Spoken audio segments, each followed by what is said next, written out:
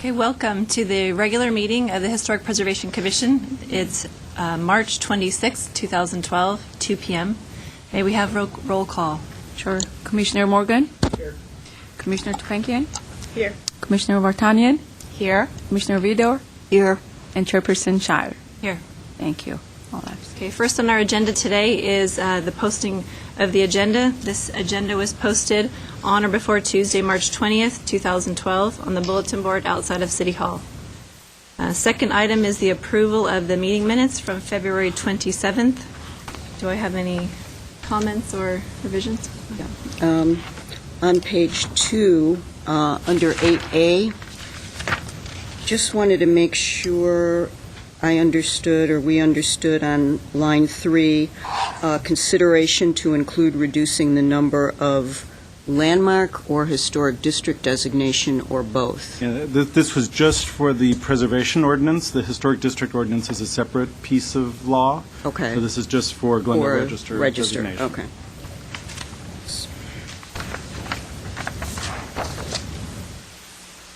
Any other questions, clarifications?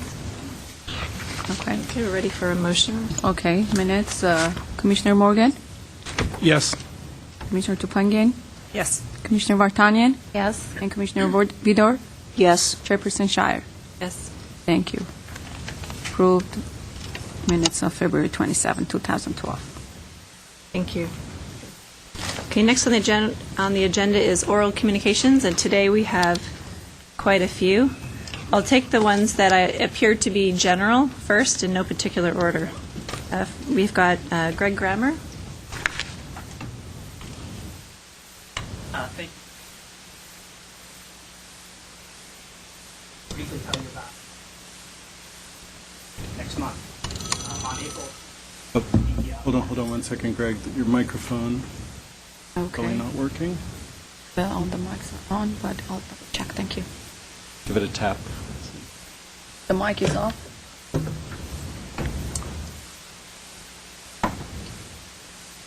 No. How about that? To my time? Or No. I guess. There we go. Yes. Oh, very good. All right, I'll start. We're nice here. We don't time it. Okay.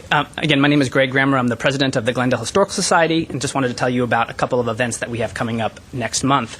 The Museum of Neon Art is offering a Glendale neon cruise on April 28th. And for those who are members of the Glendale Historical Society, the Crescenta Valley Historical Society, or Brand Associates, can get a discount rate. So there's some information on our website at glendalehistorical.org. We also have on April 29th our second annual Taste of Spain event. This is a sort of a membership drive held in a spectacular Spanish colonial revival house in the proposed Ross Moyne Historic District. Again, it's members only, but if you're not a member, you can join and then RSVP or buy tickets. And again, that's on our website at www.glendalehistorical.org. Thanks a lot. Thank you. Thank you. Okay, next we have Davida Barba. Sorry for the pronunciation. Are you here for the historic district? Yeah, I assume most of those, if They not. don't Is anyone else here for general comments? They don't say. Yeah. All historic. Yeah. Okay, we will hold all these then. Okay. Cumberland Heights. Okay.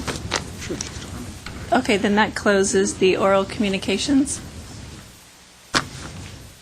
Next on the agenda is comments from commissioners. Do I have any today? Nothing. No. All right. Then, because we have quite a few people in the audience, let's move the items 6 and 7 and start with 7, new business first, and then we'll get to old business after that. So we have 7A, which is the proposed North Cumberland Heights Historic District. And do we have... Right. We have a slideshow to reflect a recent meeting we had with the community here in the Civic Center campus based on the Historic Resource Survey update that we've recently completed for the North Cumberland Heights Historic District that's been proposed. This is 5th in line for our historic district, so we're pretty excited that we're moving forward with all 3 of the current districts that are in the pipeline.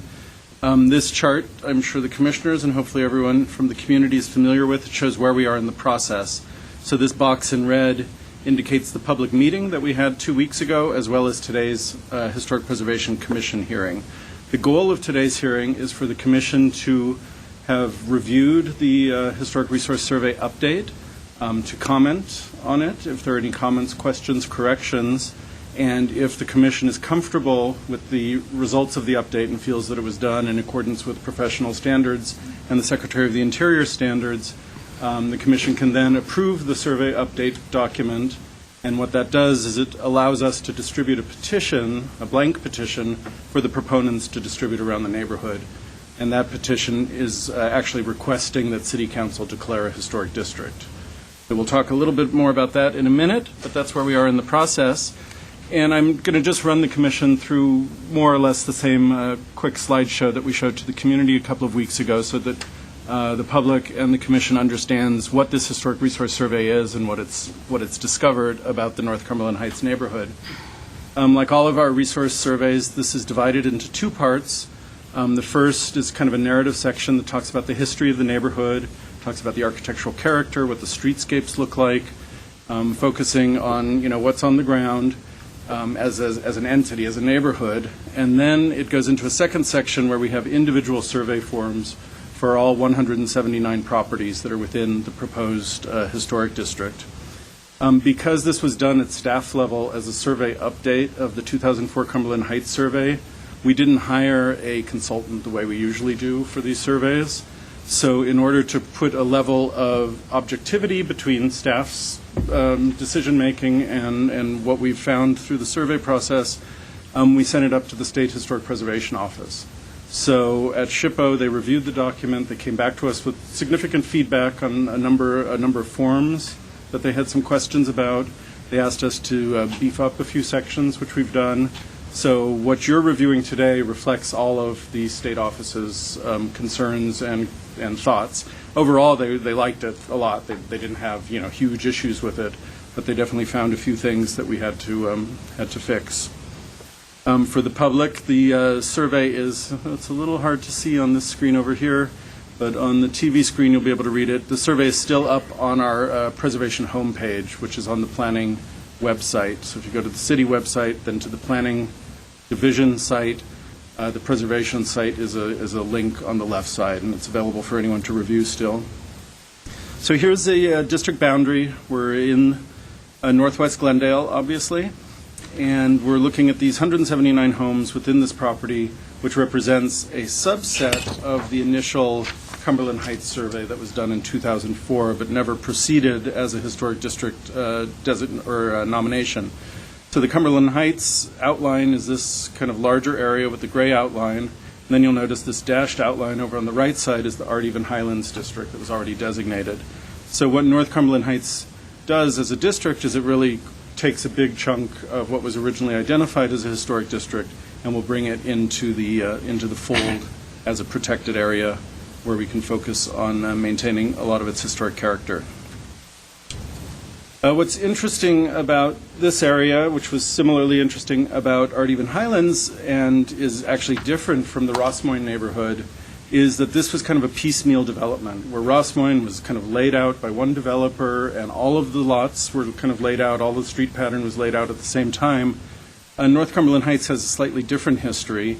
It follows the traditional path of the foothill communities in Glendale of kind of starting in the 1920s with the subdivision of what were once orange fields. And you can see we have kind of a patchwork quilt of different tracts that were laid out all within a few years of each other.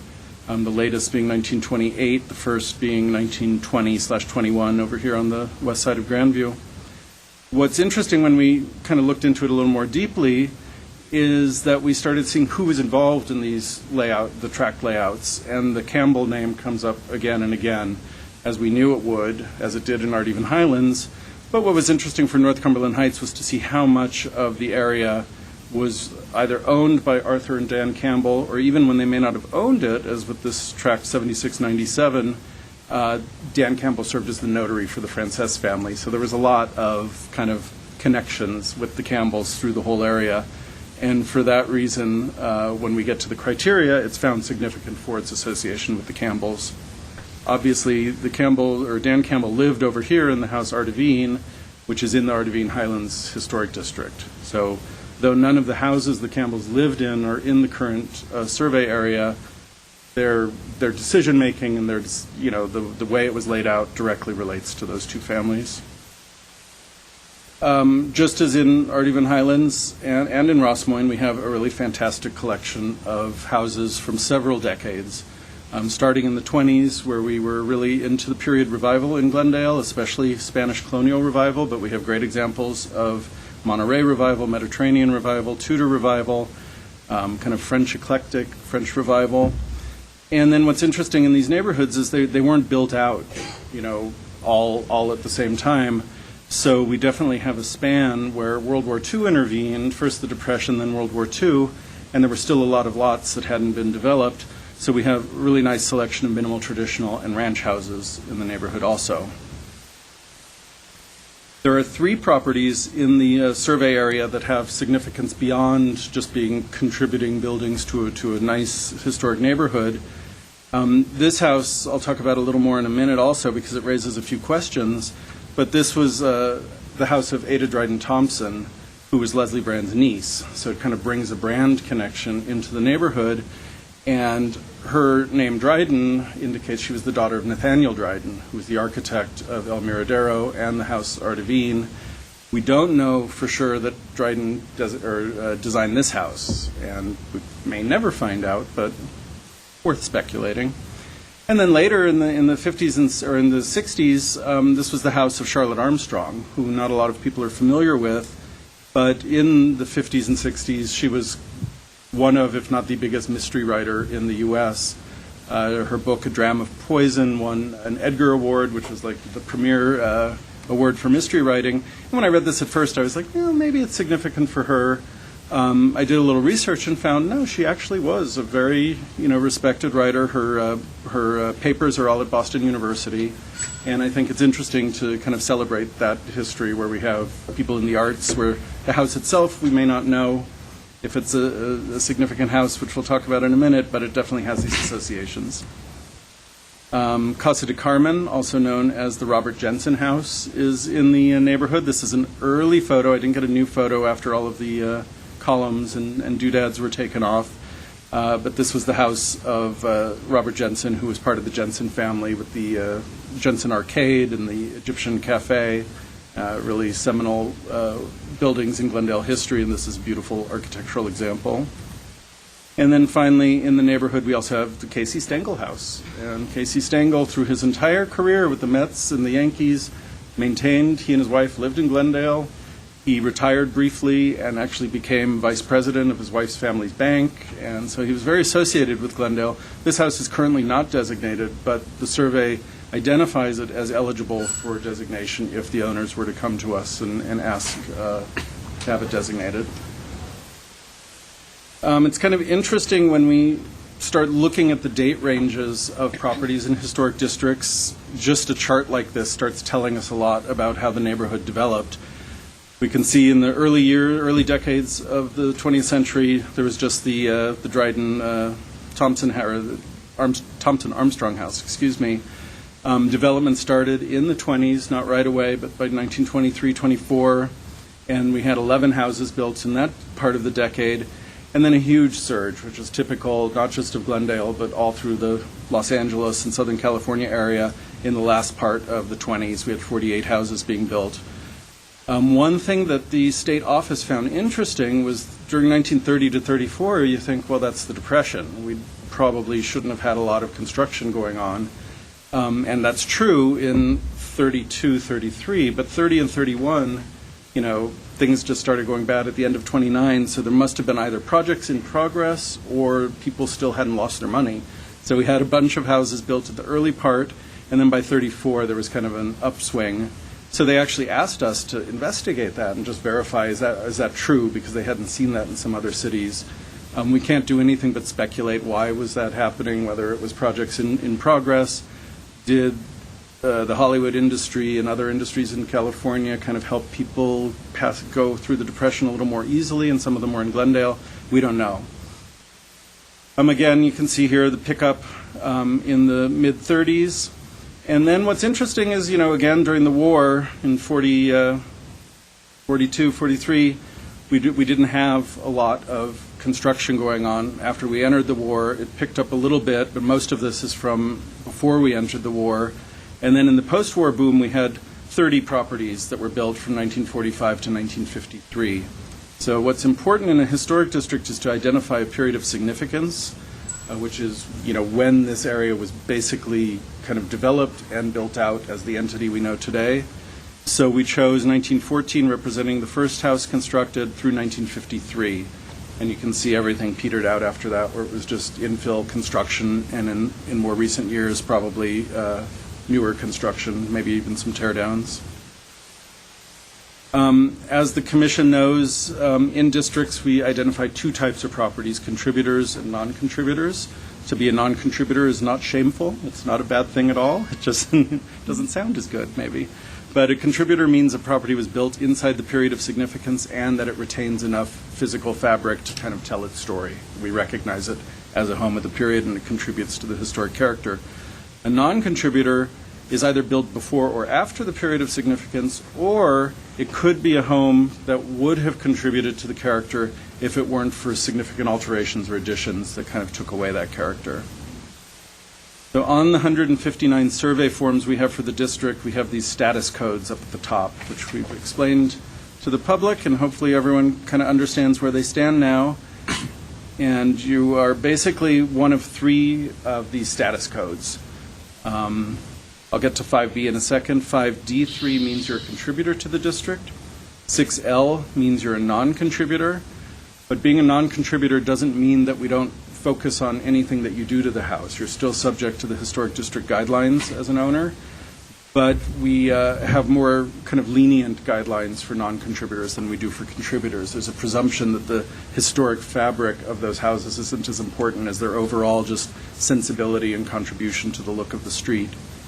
And then we have a few properties, actually just one, 5B, which means it's listed on the Glendale Register. I'm sorry, we have three properties that are listed on the Glendale Register and are also contributors to the district. The Jensen House and then two other houses on Cumberland Road.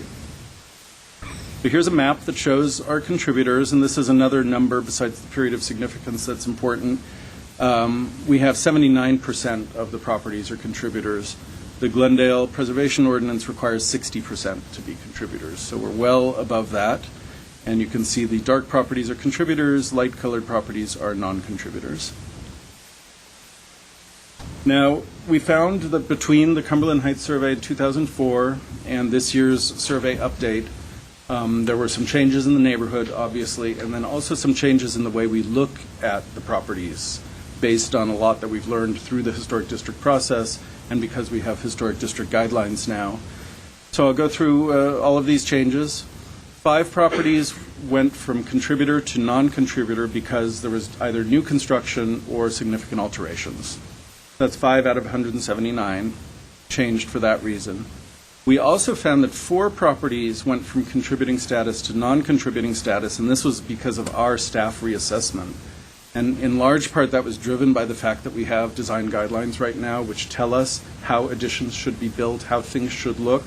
And we disagreed, frankly, with the initial assessment of the consultant in 2004 because they didn't have the ability to have these design guidelines to help them with their decision making. So we did take 4 houses down to non-contributor. And then to make things a little more fair, we did move 1 non-contributor up to contributor status for the same reason. We didn't agree with the initial assessment based on how we look at the guidelines today. And then we did 2 things which are just kind of housekeeping things that we also ran by the state office because this, you can't just change status codes from one survey to another without a good reason. What we found was that the 6L this is kind of wonky bureaucracy stuff, but the 6L category is much more suitable for a non-contributor in a historic district because it says that the building isn't eligible for local designation but warrants special consideration in planning. And that special consideration is what we look at as design review using the design guidelines. So it's just a little more in touch. This means no way, no how is this house ever going to be designated, and doesn't suggest that there's an ability to do anything beyond that. Oops. And then in the 2004 survey, a number of properties were given 5B status, meaning they felt that they were individually eligible as well as contributors to the district. And what we found is the commission has looked at, I believe, 2 of those properties where owners came in saying, oh, the survey said we were a 5B, and the commission said, I'm sorry, we don't think that you meet the criteria for Glendale Register status. So rather than give people false hope, we thought it would be easier to just remove all of the 5Bs except for the properties that we already know are listed on the register. Coming back to the Thompson Armstrong house, this raised some interesting questions when we had the community meeting, and I also went through an internal process with this house. We have, Ada Dryden Thompson may or may not be significant individually for anything that she did in Glendale history. She was the niece of Leslie Brand, very interesting historical fact. Did Nathaniel Dryden design the house or not? We're not sure. And then Charlotte Armstrong, an interesting person from Glendale's history, possibly of significance enough to have a house designated for her residence there. People in the neighborhood brought up the point, which is very valid, that this house has been through the ringer. There's been a lot of changes made to this house, and it doesn't have a lot of historic integrity, especially people who remember what it looked like before. And I went through the same process thinking maybe we should bring this one down to a non-contributor. In the end, I kind of deferred to the initial survey and also to the fact that we have people of some significance who may have been associated with the property. In a historic district, that generally isn't what we're looking for. It's great to do the research and find out who's significant, but we're really looking at the streetscape and the how properties contribute to the overall character. So some people at the community meeting asked specifically that this house be brought down to the 6L level from the 5D3, so that it would become a non-contributor. I'm still on the fence, and I wanted to throw this out to the commission to consider that as a possibility. I don't know that anyone, it's not going to make or break the district one way or the other. We'll still have plenty of contributors, but then we'll also be ignoring some potential research in the future that could tell us more about what happened at this house, whether Dryden was involved, and exactly how significant the changes were. I've never seen an older picture of this place. So we have 9 criteria for historic district designation in the ordinance, and this North Cumberland Heights meets 5 of them, including the one for association with persons significant in the history of the city. But it represents special elements of our cultural, social, aesthetic history, our architectural history. That's criterion A. Many of the houses are valuable as examples of, just period revival construction and technique and style. Criterion G is kind of interesting because this is the one that really is where we can celebrate how different neighborhoods develop differently and how this is, a automobile suburb. We looked at this in the report as a potential streetcar suburb also, because there are different patterns of development, a streetcar or suburb. And while this was within a mile of the line that ran along Glen Oaks, there's enough of a hill and enough distance that it really didn't develop in any way that we can identify as a streetcar development pattern, but definitely as an automobile suburb. And then criterion H is kind of this overriding sense of districts as cohesive entities that reflect a certain period and a certain character. And so we've definitely felt that North Cumberland Heights met criterion H. So those are the basic results of the survey that we found. Just so everyone understands the next steps, obviously we're here on March 26th for the determination of whether the survey meets the commission standards and whether you think it's an appropriate survey update. And if you are going to approve it, then you'll also be authorizing proponents to circulate petitions. The proponents have 6 months to do that, so approximately sometime September 2012. We'd be looking to see those come back to us. If for whatever reason they're having trouble getting enough signatures or just mobilizing people quickly enough, there's a provision in the ordinance for a 6-month extension. Once we get those petitions, we'll come back to HPC for final review. Then we go to Planning Commission, and then we go to city council. So all of your decision-making is advisory to council, and you're only making a recommendation whether you think these, actually your decision today is binding. You believe the survey is appropriate or not appropriate, but after that you're making recommendations. And that's everything. Great. Go to the speakers. Unless commissioners have any questions. Good questions for Go to you Steve. tonight. I do have one question. On the properties that were downgraded, do the people in those properties know of the change of status, and was this the result of things not being permitted that should have been permitted? Changes made We for the haven't, most we part, have, or? yeah, we haven't checked the permit status on all of those. Most of them look like, it's hard for major additions in this neighborhood not to be noticed, and so there's a presumption that there were permits, but we don't know for sure. But the neighborhood, everyone in the neighborhood, every property owner and every resident for the non-owner occupied houses received a copy of their survey form. And if they had any questions, they could have checked in. We've only heard from a number of people about the owner's name on the permit. So I got a lot of calls about that because we didn't update those owner names, which is fine. In the future, we're not even going to be including them on these forms based on the state's recommendation. Yeah, so everyone has seen that. We haven't called them specifically and said your house is being downgraded, though.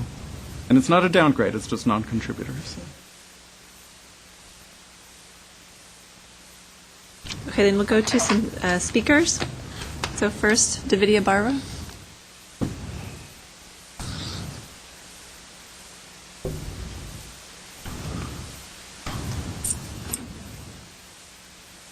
Good afternoon. I'm Davidia Barba. I live at 922 Cumberland, and I'm basically here to support the efforts. We've worked very hard for, a couple of years now, and I actually my husband and I own a historic home, and we love it, and I would just hate to see the neighborhood that's so beautiful and has such historical value not be preserved. So, thank you. Thank you. Davidia owns a 5B. Thank you. Next, and let me apologize ahead of time for either the mispronunciation or hard to read the writing sometimes. Next is Louise Pebbles? Peebles. I just have a statement and then a question. I guess I'll do the question first. And I heard you say at our meeting a couple of weeks ago, and now I see it now, and please clarify, did you not say that if you had a 5B, the 5Bs were all changed? The 5Bs were changed except for the properties that are currently listed on the Glendale Register. Well, was a 5B, I'm still a 5B, and unless I'm wrong, I don't know that I'm on the historic register. Then that's an error, and that's where we're still collecting. Okay. We can correct factual That's errors okay, like that. because as I remembered before, the 5B was that if you went ahead and followed through, you could be put on the register. That's what I thought it meant back in '04. I didn't do that, and so then when I saw it now and I heard your comments, I thought, well, maybe I'd misunderstood what it meant. But it doesn't mean you're on it automatically. And No. and it never did. Never did. That's what I thought. It meant that you were identified as potentially eligible for listing. You'd still have to go through the process, file Okay. a nomination, and go through All a right. hearing. So. I'm bringing this up just for me, but there may be some other people. I don't know how you would check it. There could be some other people who were Bs, 5Bs also, and may not be on the register, just like I'm not. Well, we tried our best to get all of those, so this one I didn't slipped know how through, many there hopefully. were. Okay. And if you could just leave that with me or give Sure. me your address, so we'll change that. Fine. And the other thing I would just like to mention about the Armstrong house, that's right down at my corner. And I lived there, and my husband couldn't be here today, but he lived there quite a long time. When it was in its original state, it almost would have been what a lay person called a Cape Cod. It was wood clapboard, painted light blue, gray, and what have you. It is so significantly different. And it was at the first survey in '04. So I'm glad it won't change the results one way or another as to what would happen in creating a district. But I think, I don't know what took place when that survey was done. It was done by volunteers who worked under Historic Resources Group. And I don't know if there might have been some other properties like that were looked at, but how those volunteers at that time found this one to be a contributing even in '04 is hard to believe, and I guess I never paid attention that closely to look at all the sheets back then. But looking at it now, I would say that it's one that, as you go through this whole thing, you really need to look at that one, because if people were to see that and get the idea that that's an okay and that that's a contributor, they might get the idea about their own property or another property and say, well, gee, that should be just fine, because that one's just fine. And it really is significantly, very significantly changed. So that's all I have to say. Thank you very much. Thank you. Next speaker, P. Elena.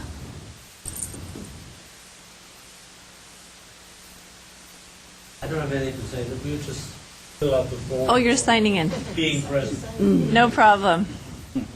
Gloria Sander. Hi, good afternoon. I'm Gloria Sander. I'm a resident of 909 Matilaha Road. And I'd like to start by thanking Jay, actually, because I thought that he gave a very nice, cohesive, succinct overview of the elements of our neighborhood that we were looking to find out in the first place when we started this endeavor in 2010, because we had an idea that, in fact, it did have this kind of value.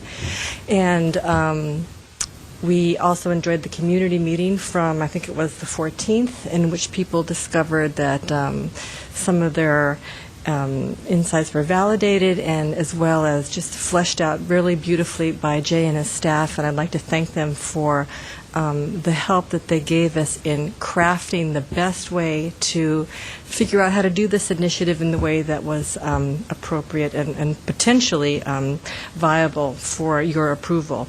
In any case, I work with a large group of interested neighbors, some of whom are here today. It's quite difficult because of the time, but if it's needed, I have a series of emails which I would be happy to share later on from people who said that they lend their support but could not be here otherwise. I'd like to thank you, and I really hope that you will consider our initiative to go ahead positively and give us authorization to do so. Thank you. Thank you. Next is Peter Rush. Good afternoon, Chairperson Shire and Honorable Commission members. My name is Peter Rush, longtime resident of Cumberland Heights. The threads of my family go back to 1926, when my dad, at the age of 19, came out to California from Wisconsin and stayed with his cousins, Casey and Edna Stengel, in that house. At that time, there were just orange groves here and a few little homes, and over the next 10 years, there were probably 50 homes added in that area. Over 7 years ago, when a much larger area of Cumberland Heights was proposed for an historic district, the guidelines were at best iffy and unclear. And thanks to city staffers like Jay Platt and community members like Louise Peebles, we now have some of the finest historic guidelines in California, and I'm sure the nation. So even though this would not be the first historic district in Glendale, in my mind, it's still the heart of historic districting in Glendale, and I urge you to approve this application. Thank you. Thank you. Next we have Zuka Ingenia.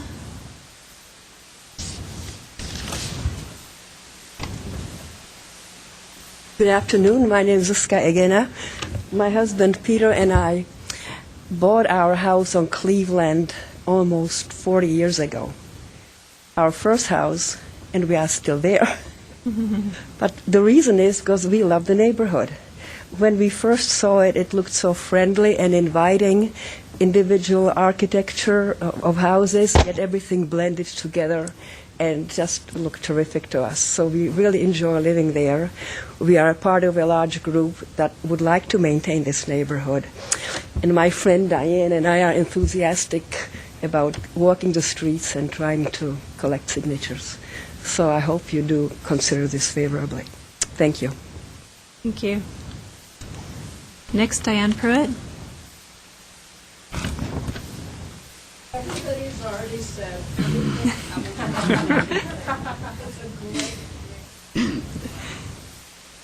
Hey, homie, invite you to walk. Safety and all that. I'm done. Thank you. Next, Greg Grammer.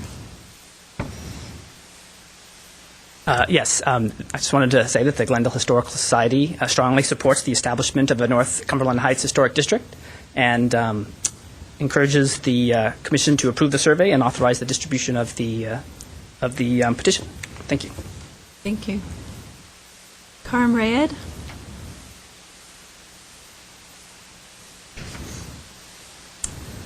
Hi, good afternoon. I'm going to talk about two things. One, the word historic. Historic is, we abuse that word by using that as a historic. 8 years old house, you call them historic? Historic is southern medieval time. And word historic is the untouchable. Nobody can do anything to it. I know there is a lot of work has been done to go around that and to keep it historic. But again, I don't know we use word historic. It's not accurate. However, the second part is the difference between non and contributed houses. The non has free to do anything, side by side. I don't. I will have more restriction to do that and to this, which is more burden cost-wise. I'm not against it. I have the house for 20 years. I kept the front exactly the way, and I like it the way it is. I don't want any change. But to use word historic is not right. To put more restriction on me, that's not right double time. And at the same time, next door is free to do whatever he wants. What's in it for me? When you put a restricting on me, I should get something in return. What is it? Do I get a free permit? I don't pay for a permit because next door he will pay. So I don't see, I agree with it. But what's in it for me? Is really, if it's the same thing as next door and he's free and I'm not, I don't see why I agree. If you give me something like, as I said, free permit, I don't have to pay for it, easy to go on me, like the same as the other guy, inside the instruction or the guideline. But I don't see really it's a good for the people who had the historic house. Again, I did not change. I like it. Mr. J did a lot of work, and I appreciate his work on it. And I'm not against it. But I would like to see what's in it for me. I know everybody agree and they wanted that historic district. Great. But I don't see any benefit for me. It's just more restriction. Maybe I'm the only voice for the people sitting here saying no to it. But I have to say my voice. That's only what I can say. And I thank you very much. Thank you as well. And the last speaker, we have Robert Farkas. Hello, I'm Mr. Platt. Nice to see you again. It was a very nice presentation. I'm Robert Farkas. We own the house at 850 Cumberland Road, and it's a historic property under the Mills Act. It's known as the Lombardi House, and I think it probably adds something in that not only 1929 Spanish colonial revival, but it also had the Lombardi family, well-known lawyer, and a philanthropist in the family, and then the Hans and the Hinkles, prominent owners. I wanted to second everybody that commented on how beautiful the neighborhood is and how nice it is to walk. I met Gloria because we both own Australian cattle dogs, so I'd be glad to share pictures of my dog with anybody who wants to see. But we have our own little Australian cattle dog enclave. And I would support the application because I think that it adds to the efforts to keep the area cohesive, beautiful. I can say that walking the dogs around, particularly Mountain Street, Grandview, Cumberland, and even Idlewood and Matilaha, Cleveland, the houses are all interesting. There's a number of different, but they're all period pieces. And so I think it adds to the pride of ownership to have a historic district. I regretted when we moved in that, we weren't included in the, well, you pronounce it, the correct pronunciation is? Don't ask me about that. I would have think called it it might be Ardevine. Ardevine, okay. I wish our house would have been, but I'm pleased that our house would be in this district. And I don't know if it's necessary, but I was going to add just a very brief rebuttal to the speaker that I just heard. I think there's a difference between historic and antiquity, and I think that things that are century old would, in the terms of California and Glendale, be historic. And the second point would be, as far as a quid pro quo, I think that there is a quid pro quo. You might have some restriction on what you can do, but you would get an overall neighborhood that maintains its character, and I think that's of benefit, and it's not necessary that you have to have your pockets lined by giving up something, perceive something. So that's it. Thank you. Thank you. Thank you very much. Thank you to all the speakers and your support and varying perspectives. Now we'll close the open session and discuss among the commissioners. Anyone have thoughts? Well, I could start if Go ahead. Well, I reviewed the application, the historic survey and the revisions, and it really, gives me a very warm, fuzzy feeling to see this come to this point. I remember being a volunteer and pounding the pavement on the first historic district survey for the original Cumberland Heights application. And I think, as one speaker said, we have come a really long way in terms of the quality of our ordinances and guidelines. They truly are award-winning, but they're also extremely, extremely tight and solid. So you're on very firm footing. I agree that the survey is ready to be approved. That's my opinion. I think it's very well done, and thank you very much, Jay, and other staff members for the excellent work that you did.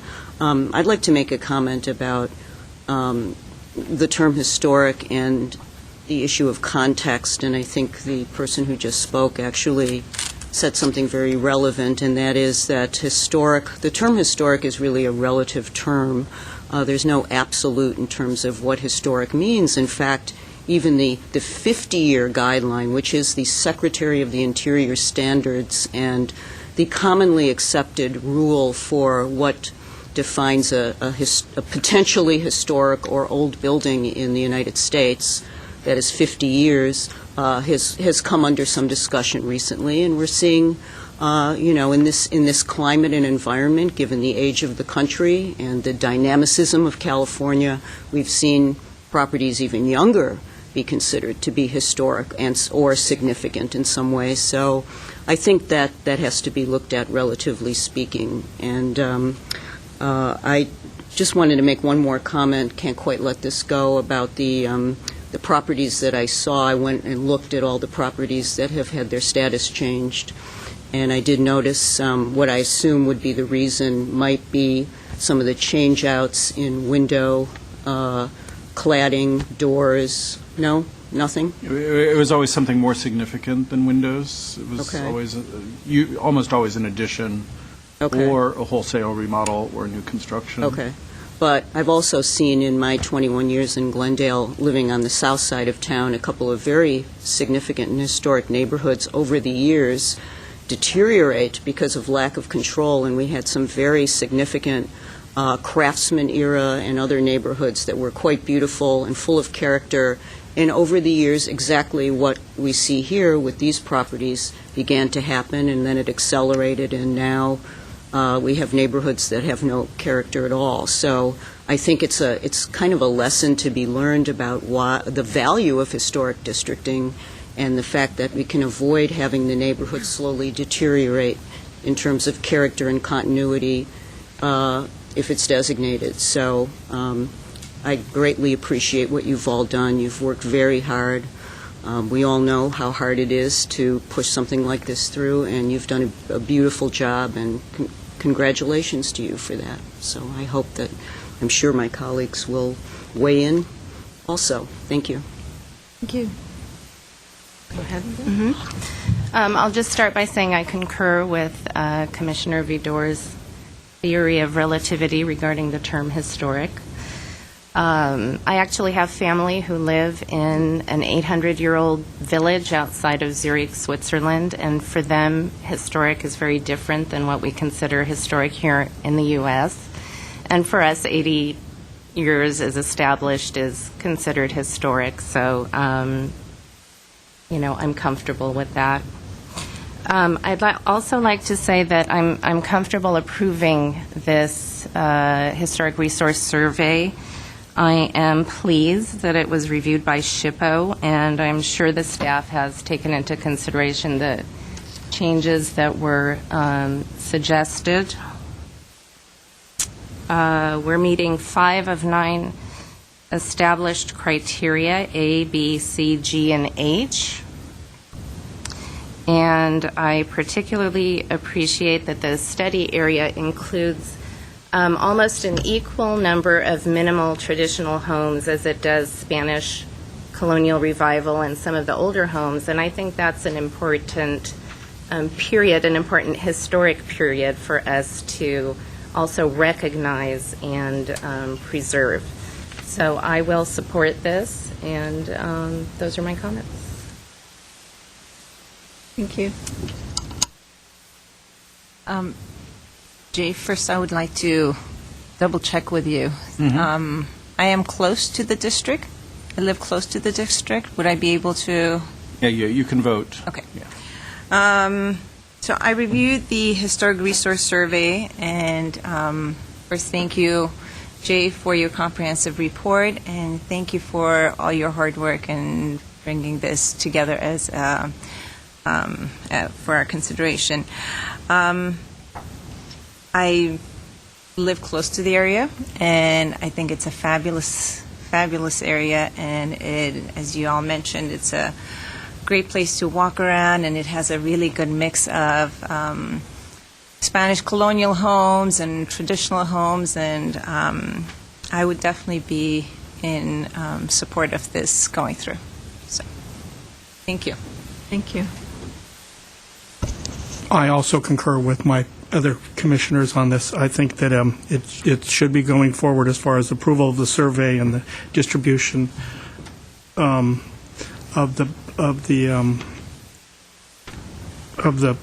the survey for them to sign. I have lived in the area. Many years ago, I had friends who lived on Cleveland, and I spent a lot of time in that area. And I've always been fascinated by the homes itself. I think the survey is excellent as far as everything that it has to say. I have a few quibbles on the history of this thing, but I think I can just go over that later on because it's just a draft. I assume the transportation history? Yes, there's a little bit there that's you should always incorrect. know to go to you first. But I think this is something that has long been needed. I'm happy that we can move forward on it, and I like all the work that they've done, and I have to compliment the staff for all the work that they've done on it. It's a very interesting and informative read, and I look forward to this, and let's get on with it. Thank you. I concur with my colleagues, and I just really appreciate all the support. It's evident that we've got support from the neighborhood, support from Jay and your staff. Thank you so much for the effort put forward, and it's great to have another historic district moving forward, so I would also approve. Jay, I have one minor correction on Exhibit A, or Figure A, if I could. Okay. The street to the right or to the east? We've corrected that already. Perfect. Thank you. We caught that one. Okay.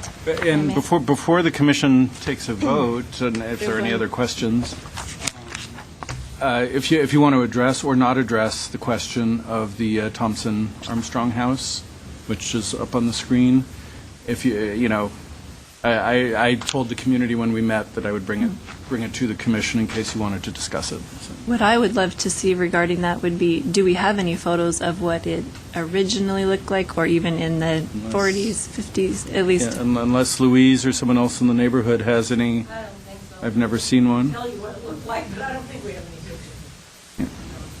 pictures. Arlene, did you have something?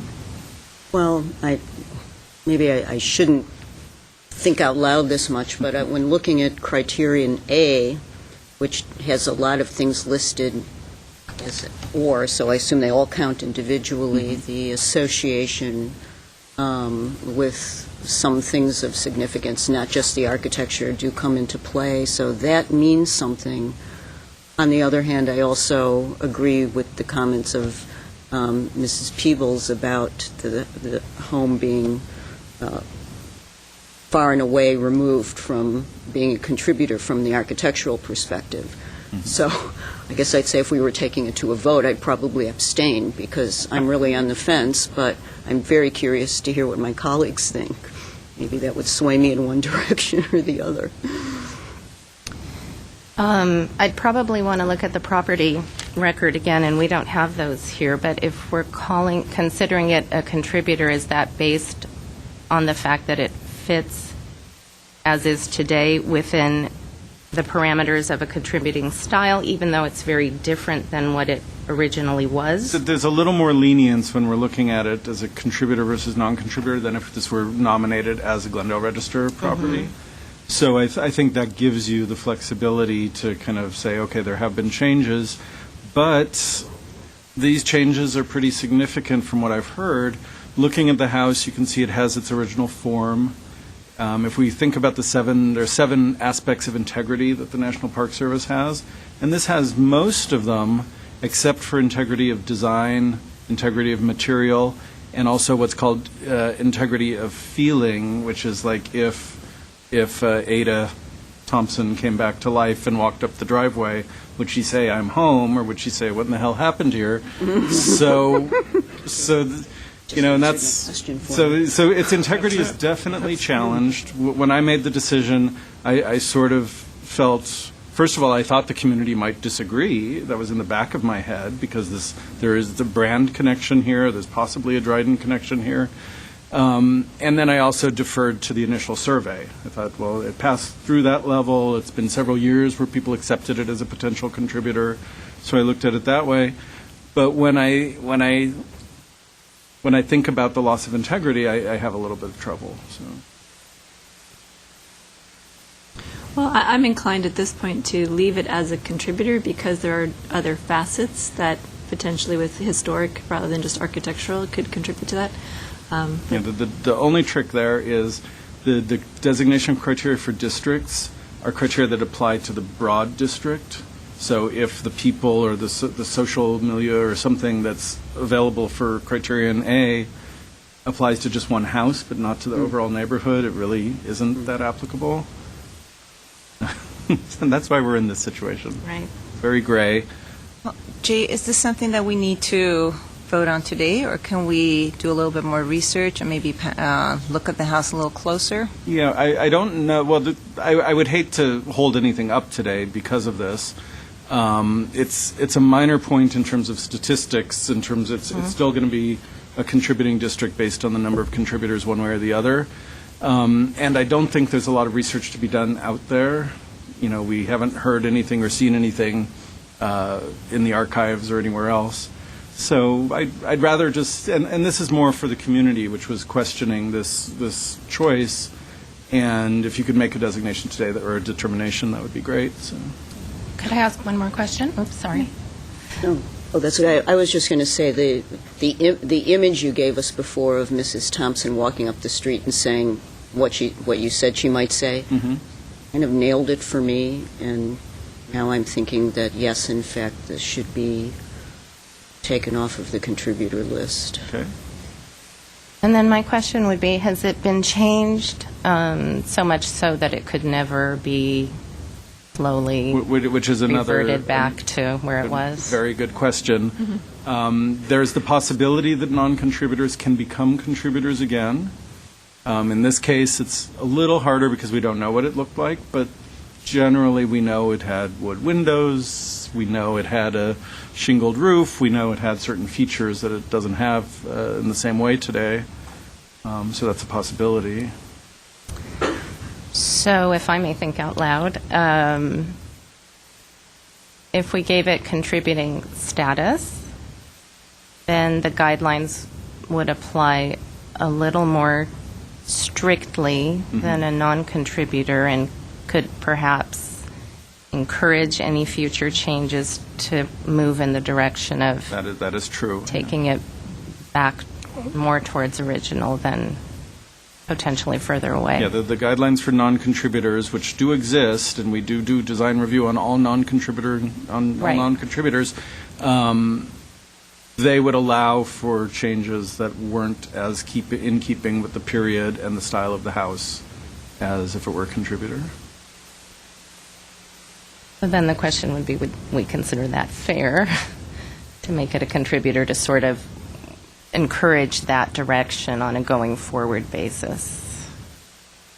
Does the issue of setting precedent or setting a bad example, I mean, yes, we can say it does or doesn't set a bad example, but is there any legal precedent issues that have to be considered in keeping it a contributor? Yeah, it's not my expertise, but I don't think this is a legal decision. If an owner were to come to us and challenge, it's never happened, challenge whether their home's a contributor or not, we'd have to look at it that way. But right now, this is such a case, this is a very, very gray area situation, and I think anyone would have trouble juggling this. The idea that keeping it a contributor does give the commission or staff through design review exemptions more ability to kind of allow changes to occur that are in keeping with the property is a possibility, but it's not something that we can legally say we're doing it for that reason. Anyone else have comments? I have both ways. The one, if the original owner were to come and say, "Oh my God, what have you done to this property?" I can understand that completely, because the very first time I was on the commission, we looked at that very issue. But to kind of cajole them back towards what the house originally was is very appealing, and I think should be the overriding thing for this property itself, to make it a contributing and kind of nudge them back to where it originally was, if possible. Yeah, and if we do it, we want to make sure that we're making it as a finding, that it follows the characteristics of all of the other contributing properties, not that we're singling this out to kind of move someone in a certain direction. Correct. Right. Is everyone good with that, if we continue as a contributor? Tim? I just, because I was around and working in this area when we adopted this ordinance and did these guidelines, it was really never our intent that houses which were otherwise non-contributors should be called contributors, just so we could force people back to some alteration that had already been legally made, and to undo an alteration that had been legally made. Yeah, I would rather you do it on, if possible, within the ordinance on the grounds of the history of the people who live there, instead of like, oh, this is such a bad non-contributor, let's make it a contributor and force them back. It was just never how we conceived of this. Okay. Yeah, if this became a non-contributor, it would also change the period of significance, which isn't a problem, but we just have to do that so that the period of significance would begin. And I can't remember when the first property, I think around 24, that the first house was built, so it would be 24 to 53 rather than 14. And when you look at it, the house is kind of an outlier. Usually when you look at periods of significance, you remove outliers unless they're significant for some other reason. When the commission designated the Cottage Grove Historic District, we had the Ungerland Farmhouse, which was built in 1901, which was 2 decades earlier than any of the other houses in the neighborhood. At first, I thought, oh, well, how are we going to tell the public that we're taking out this beautiful, Victorian farmhouse? It was only when we realized that Helene Ungerland lived in the house and it was her land that was subdivided by the Fox brothers that tied that house into the story of the neighborhood. This house appears to have ties into the story of the neighborhood through the Brand connection, where Leslie Brand built the house for his family member. Brand and the Campbells were very entwined in all of their business and real estate dealings. So there could be good historic reason to keep the house, in. But based on what Tim said, we have to be very careful that we're doing it for historic reasons, not for how we're going to process future applications on the property. So if I may go back to my first question, which I think was, if somebody didn't know that this house had been changed and looked at it, someone evaluating the property, would it be considered a contributor? I mean, and I can only say, as an example, knowing from the Ross Moines survey that a certain house that had changes that were not easily identifiable by the consultant were considered original to the home. And certainly there are things that we won't always be able to know unless somebody has that knowledge, that historical knowledge in the neighborhood. So maybe I'm not being clear, or maybe I'm belaboring the point, but the changes that have been made, are they, what are the changes? Are they additions? Is it just the removal of material? The cladding of the house, the cladding of the roof, windows, it looks like a porch was enclosed. Most of the windows appear to have been replaced. It has enough strikes against it that in any resource survey we would consider it a non-contributor, except that it has these other historical connections to the neighborhood.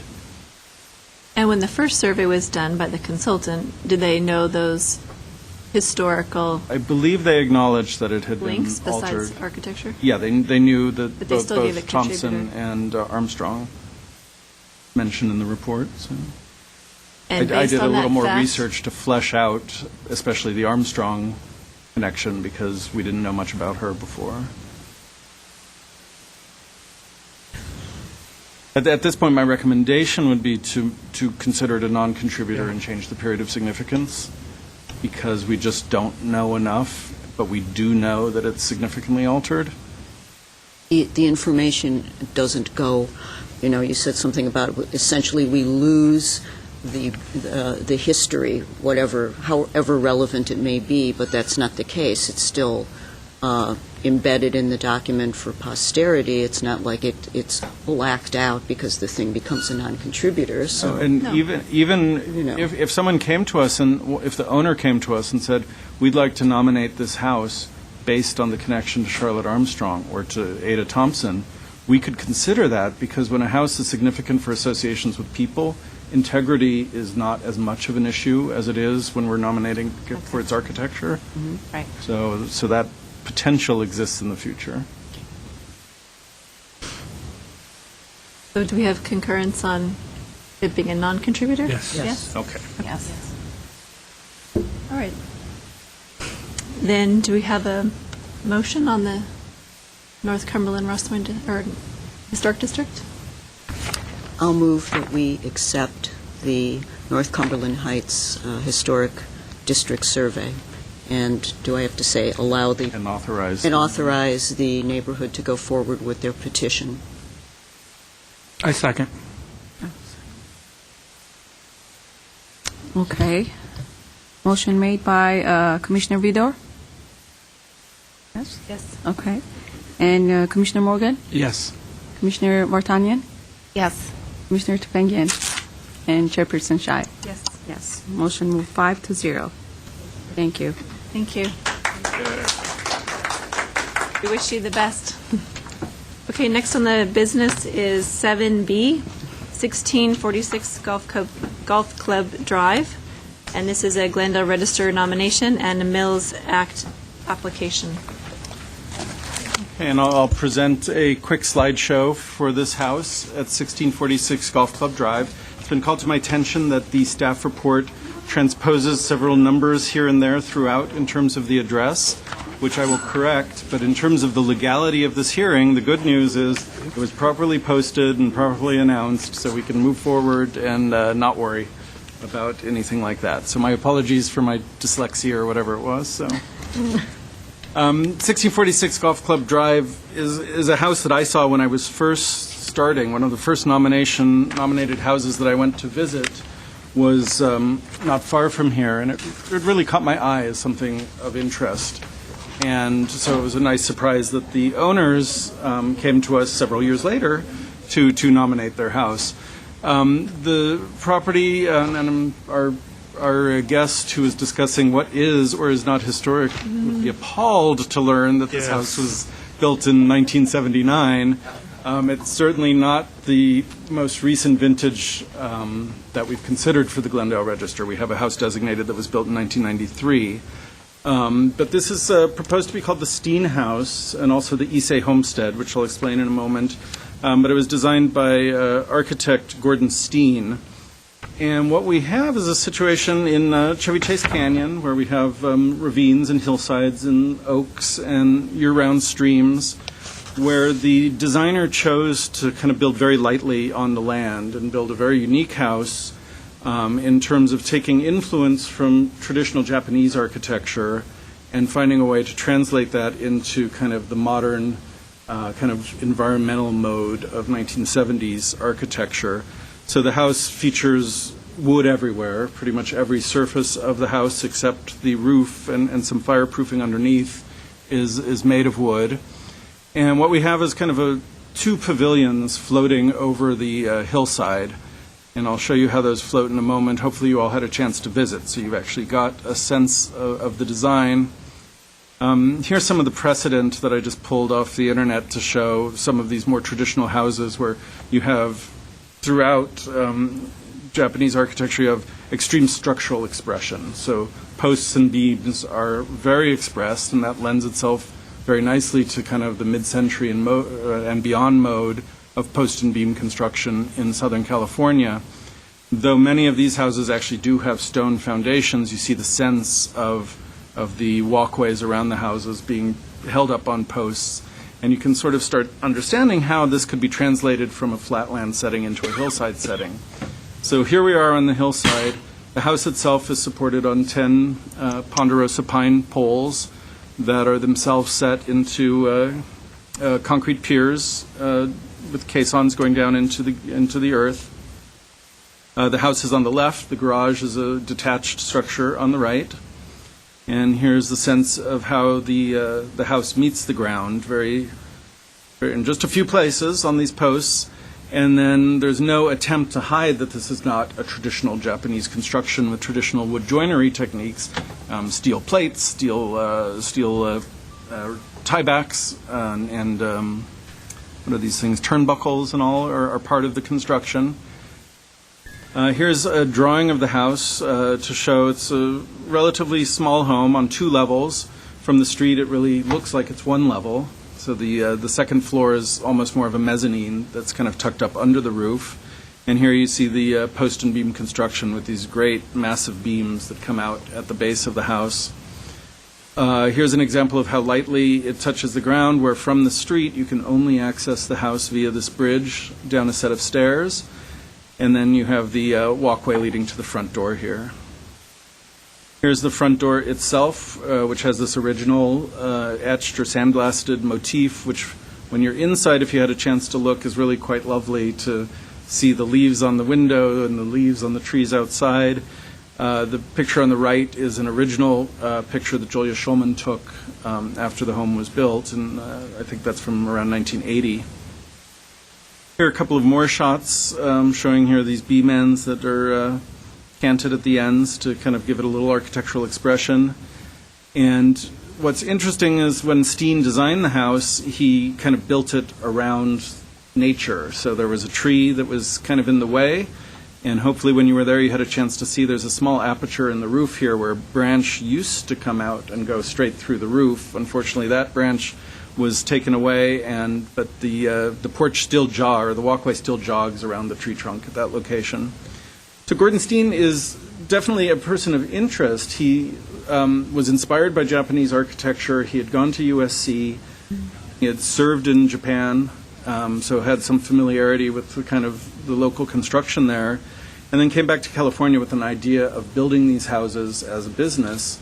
And this house was the first that he produced, and he called it the Issei Homestead, perhaps after the Issei Shrine. I'm not sure if that's where that came from, or you guys can explain. Issei means first. His first house, that's right. So it's a first-generation house. And he and his brother ran a company called Pole Houses of California. And the cool thing is that this house reflects kind of an earlier heritage of kit house construction, whereas basically pieces were brought to the site and assembled on site. So it's not exactly a kit house in the way that you could order something off a Sears catalog and a truck would jump it off in your front lawn and you could build it, but it definitely follows in that tradition. You can also see here the railing, I think, provides a really lovely, simple detail that really is striking when you see it from the street. Here's another one of the Julia Schulman photographs. This one's dated, so 1979.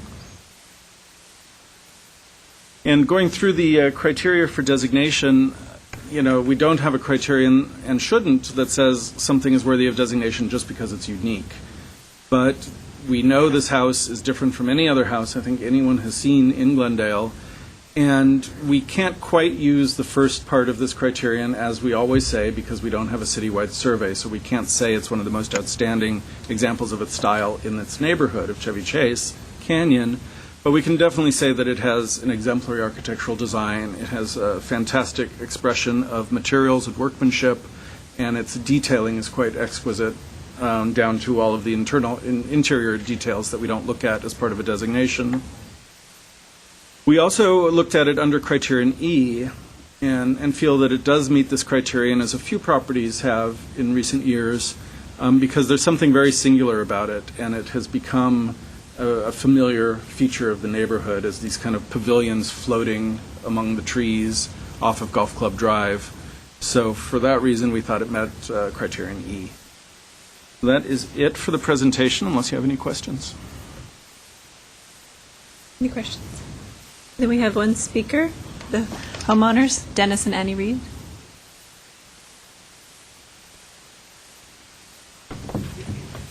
Good afternoon, and thank you very much for having us here and for coming in the sun and the rain over the weekend to visit the treehouse.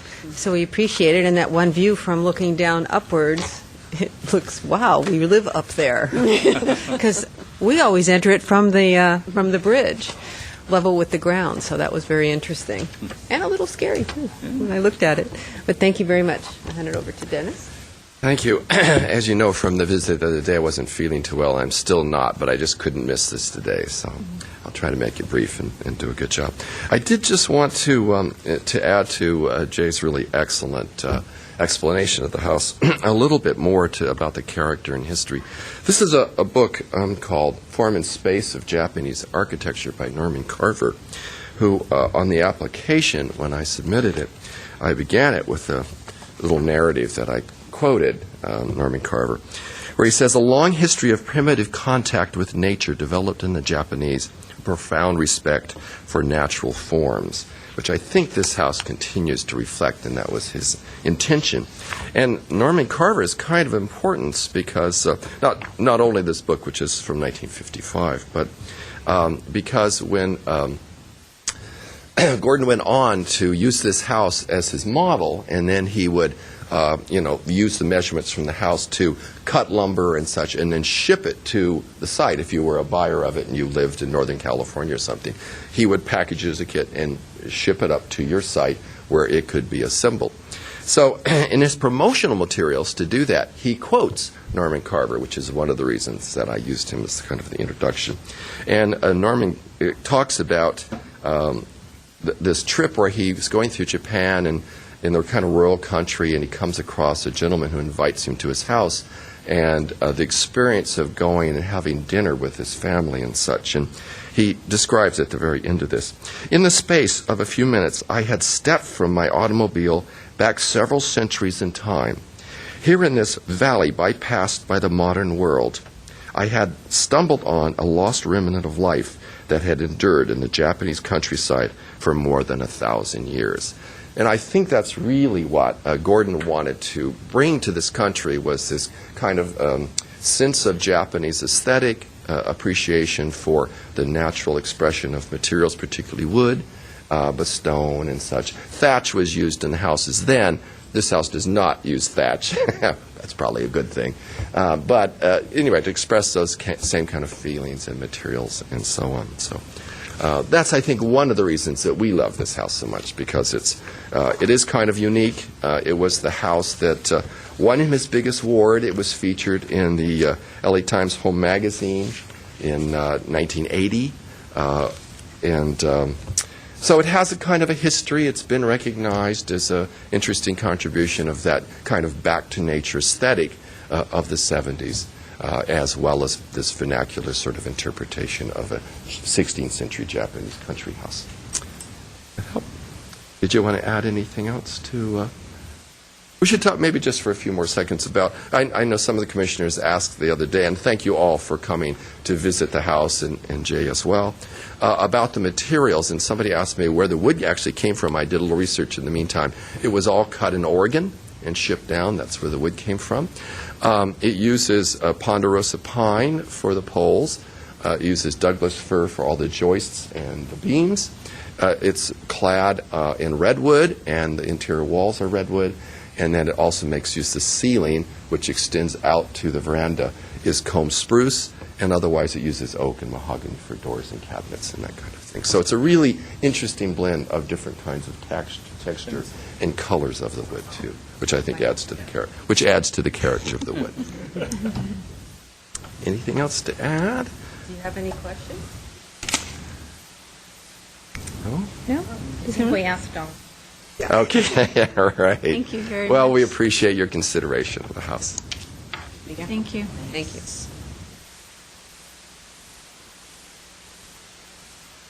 Okay, with that, we'll discuss the home. Who would like to start? Okay. I enjoyed being at your house. It was excellent, and I went on the sunny day, so it was very neat to go up and down the hillside, too. I went back and looked at our nomination and our thing for the Rice House, and some of the things that I think that are for this house also applied to the Rice House when we voted for it to be on the Historic Register. And one of them for the Rice House was a unique example not only of its neighborhood, but also in the entire city, and I think that your house definitely fits that. I don't think you'll find another house like that in the city. And I think something else that they had written at the time for the Rice House is staff believes it is important for the Commission to carefully consider whether properties of recent vintage can be placed in context in which they can be evaluated as a historic resource. And I do believe that your property fits that way. I concur with what the staff has said, and I'm sure other of the members will propound upon that, but I am in favor of recommending it to be on the Historic Resource Survey. Thank you. Thank you. Anyone else? Sure. No, I'll go ahead. And Jay, I'm going to direct this question over to you quickly. On Part A of Criterion D. Mm-hmm. When we talk about exemplifies one of the best remaining architectural types in a neighborhood, and I understand we haven't done a full survey of the city, but clearly, I mean, there's no question that this home is unique. I agree. And that there were only 5 in California. And so when we're talking about a home that exemplifies one of the best remaining types, if it's the only one of its type, would it not exemplify? Which is why we're a little careful. That's why we don't have a uniqueness criterion. Mm-hmm. You know, just some weird little something isn't necessarily important just because it's different. But also, I'm always very careful with this criterion, as Right. you know. I agree that this house is architecturally significant, and I agree that in the context of the city's architectural history, we don't have anything else like it, though it's following in a continuum. It reflects aspects of mid-century modern construction and design, as we've seen it in Hillsides in Glendale, just as some of the recent houses. There's a neighboring house on Edgewick that also addresses the hillside in a similar way, but a very different kind of design. So if, you know, we don't need to meet the first part of criterion, Right. of the criterion to designate, but if you guys want to express that you believe it meets the first part as well, you can do that, but with the danger that, you know, we don't have anything to really compare it to, so. and I wouldn't want to do it just on the basis of it being unique, but obviously we recognize the exemplary, you know, attention to detail and design and materials and all of that. So maybe that's just for my own edification. So thank you for clarifying that. So we've distinguished the uniqueness of the home, and there was a letter in the packet from Stephen Ehrlich of Ehrlich Architects, and I think he put it very succinctly, and so if I may, I'd like to make his points in support of this nomination, which I would also use to support it, that it celebrates the value of preserving non-traditional approaches to house design and construction, that it exemplifies the back-to-nature aesthetic of the 60s and 70s, that it's a fine example of the influence of Japanese design, that it fits within the prefabrication tradition. Kits were available to be shipped all over the world, and I think one was actually built in Cornwall, England, if I'm not mistaken. Which is available for rent on Airbnb. That's how I found it. Really? Yeah, so if you guys want to visit Cornwall. I'm going. And that Julius Schulman, the grandfather of architectural photography, photographed it. And I also think in the packet there is a photograph by Julius Schulman of a Polynesian men's house on the island of Yap. And I think there are lots of associations that can be made, but that's a completely different architectural discussion. So I will support the nomination for this home, and I will support a Mills Act contract because I think the maintenance of this home is a huge commitment. As the staff report mentions, there is not one painted surface and no stucco or plaster anywhere. So clearly the upkeep of this home is going to be a labor of love. Those are my comments. Thank you. Okay. Thank you very much for nominating your beautiful home. I agree with the decision on criterion D with the outstanding attention to detail, obviously the floating nature of the structure and the various artfully arranged unpainted woods contributing to not only the architecture of the outside but the built-ins and everything else is just really remarkable and masterfully done. Criterion E, well, it certainly is a unique house, even though that's not a criteria. It is, as far as I can see, a very singular within Glendale, but, making use of wood in a highly wooded area I thought was incredible, and being able to appreciate the exterior of the house from inside the house, as we were able to do, is one of the things that was amazing, to look out at those branches, the way it almost looked like abstract art, looking at the oak tree branches from inside the house, really, really amazing. I also agree with if I understand your naming criteria, you want to call it the Steam Issei Homestead House, which is appropriate. You're not Steen and Issei Homestead are part of the name. The way I picture it with your input is Steen House, because that follows the format of all of our other designations. Okay. In this case, because Steen did actually own it as the first owner after it was built, it kind of totally meets our naming system. And then since he did call it Issei Homestead, we didn't want to erase that heritage. Right. I originally thought, let's just call it the Steen House. But the Reeds kind of suggested that was an important part of it, so I thought we should honor that. Yeah, so that stays in. Yeah, as a parenthetical Issei Homestead. Great. I thought the louvered, the wood louvers around the bottom of the house that are, I think, now closed. I don't know if they're closed permanently, but the fact that the house has these amazing wood louvers that were serving, I think, as the primary ventilation system before the air conditioning was put in, that was sheer genius, and it's so beautiful, too. To be that functional and beautiful at the same time really knocked me out. And I love the fact that the house is a 1979 house also, because that, just shows how we're concerned about landmarking things that are important to the community, and that, the fact that we have this 50 to 30 year period also that we now really do consider a significant period is great. The recognition also, and just one more thing, I thought what was so nice, I think, is your house is about 1,500 or 1,600 square feet of living space, and it said that there's 800 square feet of living space around the veranda, so it's like half the living space is outside, and you were describing to us how you can sit on that gorgeous, inviting veranda and just live out there, and, this truly is an indoor-outdoor house. It's not just paying lip service to it. So I'm wholly and enthusiastically in support of this being designated as a Glendale landmark. Thank you.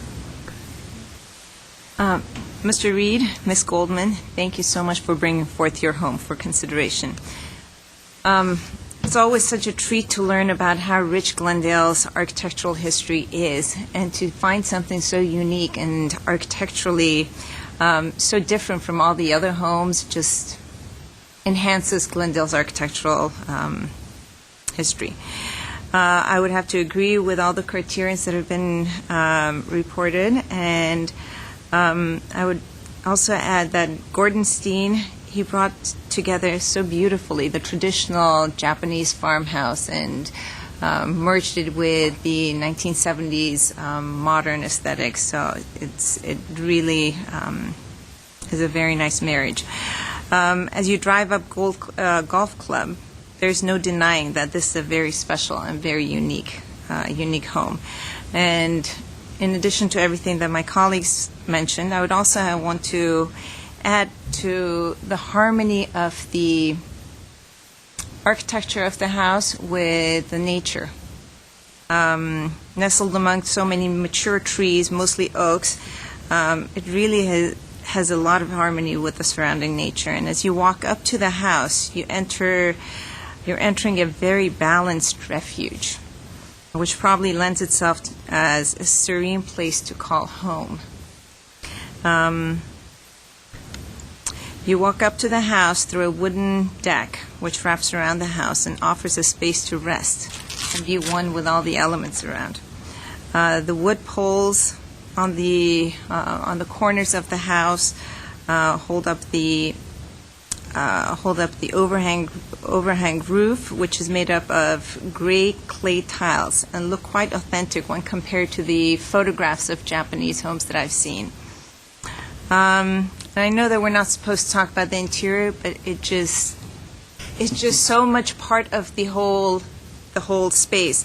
So as Arlene mentioned, when you stand inside and you look out, it just makes you one with nature. This is truly truly architecturally unique and very well maintained home, and thank you so much for taking such good care of it. And I would also suggest for it to be a Mills Act because of all the upkeep that this house probably requires. So thank you so much, and I will support it wholeheartedly. Thank you. Well, I had the pleasure of visiting yesterday in the rain, and it was more of a jewel box in the trees and more of a rainforest actually yesterday, but just beautiful. I think we're so grateful for you bringing this forward. It was probably a home in Glendale that many of us didn't even know that type existed, and it's really one of a kind, so I appreciate that. I think the simplistic beauty and just the elegance of the design is something that Glendale should be proud of, that we've got the first of this architect's homes. So thank you for that. Thank you for taking care of it so well. I think it's always unique to see how these homes find their perfect homeowners, and I think you are that. So I wholeheartedly support it as well. Someone like to make a motion? I'll move that, what's the address? Sorry. 16. Be careful. I move that the Historic Preservation Commission recommend that City Council designate the property at 1646 Golf Club Drive as a historic resource, and that the property, and add the property to the Glendale Register of Historic Resources, and authorize the city manager to enter into a Mills Act contract for the property. The Commission finds that the proposed resources meet the following designations. Designation D, DB, which contains outstanding or exemplary elements of attention to architectural design, detail, material, or craftsmanship of the particular historic period, and E, the proposed resource is in a unique location and contains a singular physical characteristic representative of an established and familiar visible feature in the neighborhood. I'll second the motion. Oh. Seconds. Roll call. Okay. Commissioner Vidor? Yes. Seconded by Commissioner Vartanian or Commissioner Tupenkin? By a nose. Unanimous. Okay, unanimous. Commissioner Morgan? Yes. And Chairperson Shire? Yes. Okay, thank you. Vote 5-0. Thank you. Has to approve. Congratulations. Yeah. Thank you. Okay, now we move to old business, number 6A. And this was talking about the commissioner-generated proposals for future discussions. Right, and as of today, for the first time in a while, and this is okay, we don't have any new commissioner-generated topics. We definitely will be considering the effects of the Craftsman Survey later this afternoon, and so it's an open place for you if you have any other topics or if you want to take a breather for a while. Anyone? Yeah, I do. It's not that I don't want it to take a breather and give you one. And was I pushing an agenda there? No, that's okay. I think that this is one that would go over the long term, and probably there's enough to do right now, but I'd at least like to get it on the docket, because we do have several historic districts coming up that have a lot of property in them and non-contributing structures. So I was thinking about the possibility of tear down, not something that you always want to think about, but it does happen, and that perhaps we could look at infill again and maybe just look to shoring up the guidelines with some more illustrations and photographs of infill within the context of the neighborhood, meaning that you see the infill and you see what's next to the infill, and you can kind of understand why infill is or isn't appropriate. When I look at the guidelines now, I see pictures of houses that are designated as examples of infill, and there's nothing in the picture next to them, so you really don't see how they relate to their neighbors. Mm-hmm. I think we could easily discuss infill, and I know you've been cruising around taking some pictures of good examples of infill. In terms of updating the guidelines, I'd have to check, and I'm not sure if anyone here can help, if we would have to go through an approval process again or if we're able to just add a few additional photos. But I think we could certainly have an informational session where you share your thoughts on some of this. The danger is that we'll be looking at things that aren't in historic districts necessarily, and every single case you're ever going to hear is case by case based on the lot that we're looking at. So I'm not sure how much we would gain from that. So there are two things. We'd first have to get a second from one of your colleagues and then discuss it in-house to see what we really can and can't talk about in terms of speculative aspects of design. So if someone else is interested in putting this on the list, we could come back next month after we've had a chance to talk about it internally and see what we could or couldn't do with that. I mean, I think it's not to actually do anything complicated to the guidelines. It was merely to create a more relevant illustration, since pictures do help people understand what is meant, and there are pictures in the infill section of the guideline. Mm-hmm. I don't know whether those pictures were taken from historic districts or not, but one doesn't see how those infill projects relate to the properties around them. So when I read it, it begs the question of why is this good infill in the context of where it was built. Yeah, and like I said, we have to find out if we can approve, or if we can make any changes to the guidelines without going through the approval process. Again, I think Tim Foy has some thoughts. Yeah, you probably, to officially amend the guidelines, you'd have to go to council. But on the other hand, the information is really welcome. That was absolutely the most difficult part about coming up with those design guidelines, was finding infill photos. That was far and away the most difficult part of that. So you have improvements we'll be happy to look at them. Okay, maybe that's... And could we amend through the addition of photos without going back to council, or? I guess I'd have to review the legal status of it. I mean, maybe not, but nonetheless, it doesn't mean we can't use them, even if they're not officially in the guidelines. I mean, there's nothing in the guidelines that says you have to match the pictures that are in the guidelines. I mean, it's all just background material to help staff and the commission judge things. So if we bring this up, if we second it, we bring it up for discussion. Yeah, then we'll do the internal review. We'll think about, what it means, how they might be used, whether we can have a study session here, or if it's something more appropriate to bring up next time we have an infill situation, to really look at kind of similar situations from this cache of photos that we might develop. So Yeah. Well, I second. It's not urgent, it's just relevant into the general discussion. So we'll come back next month with more information on that. So. Thank you. We need to vote now. So then we move to 6B, May and the 2012 Historic Preservation Month. Was there anything we needed to discuss there? Well, we have some good news. Okay. We have one venue, at least, along with getting a proclamation through City Council, which we've done several years now. The Central Library has a kind of a display area, kind of right on the walkway when you're coming into the library, that they're giving to us for the month of May. So Christina Park, our preservation apprentice, and I are kind of working on pulling together materials for that. At this point, we don't know that it's going to be much more than photos and maps and, some documents laid out in a vitrine. We may have access to another kind of freestanding vertical element to just draw people's eye to the whole thing. And Commissioner Morgan and I are going to be talking more about how we can get this kind of printed up and kind of make this look pretty professional. So we don't have a lot of time to do it, but we're going to kind of crank on that. The other idea that we have at staff level in terms of what can we realistically get done in the next month is possibly working with the Historical Society, though we have not broached it with them yet until now.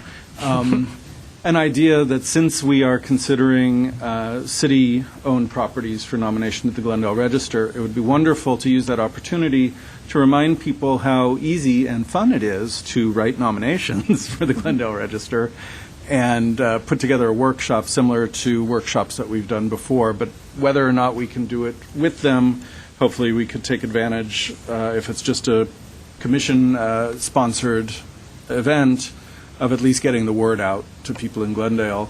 And this is something that's pretty easy for us to put together, hopefully gives us a little bang for the buck in terms of, getting the word out, and hopefully getting a few volunteers who actually say, yeah, I love that building and I would love to write the nomination for it.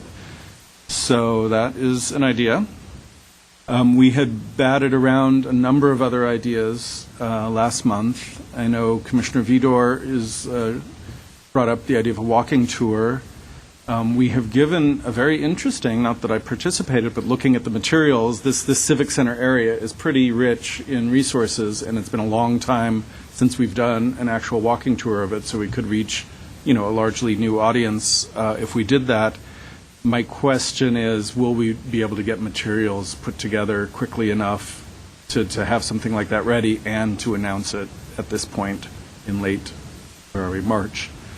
That, though, with enough lead time, I think we could do a fantastic tour, whether it's in May or at some other point in the year, or even wait till next May to have something like that, and then that could be done on a cycle every 5 or 6 years. When people forget about it, we can do it again. Or look to other areas of the city, but just this Civic Center area is so dense that it really makes sense for a relatively short walking tour to hit a lot of interesting sites. So then that's where we stand. We were looking for commission volunteers to help with the library project for ideas and/or labor, and we haven't gone too far with it except to start. We're gathering photos of all 93 designated historic properties, photos of the districts. We have some nice new maps of the districts that we're going to be preparing. And if you have any other ideas, we'd love to hear them, either now or in the next week or so. I actually would like to bring something up. I recently learned that members of the board of the Glendale Historical Society, Greg Grammer, I believe, and Vice President Victoria Laskin met with representatives from Disney to talk about the Grand Central Air Terminal rehabilitation. And I believe Disney bought that property in 1997 and is required to rehabilitate it by 2015. And apparently they're in the process of hiring an architect. And so, maybe this is not the suggestion for this year, but I was thinking in terms of the vitrines at the Central Library, maybe we could start to, encourage some recognition of this project, this upcoming project, and, start raising awareness within the community of this important historic resource.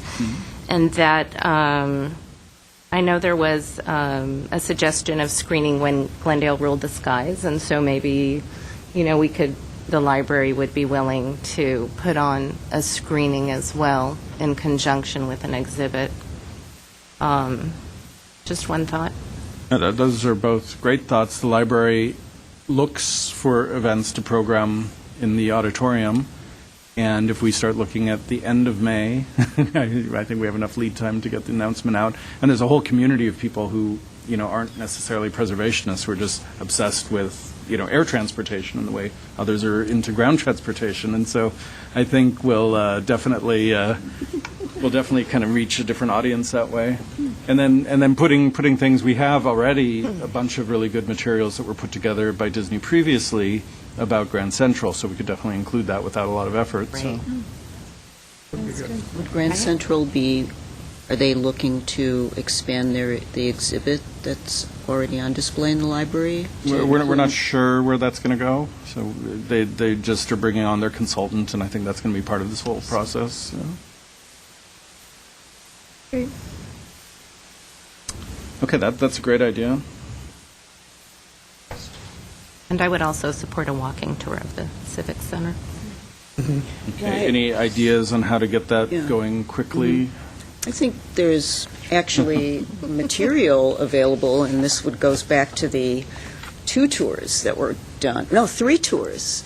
The first 2 were in conjunction with the LA Conservancy's Modern Committee, and we owe a big debt of thanks to Chris Nichols and his entourage for putting together a lot of the basic information on the Civic Center.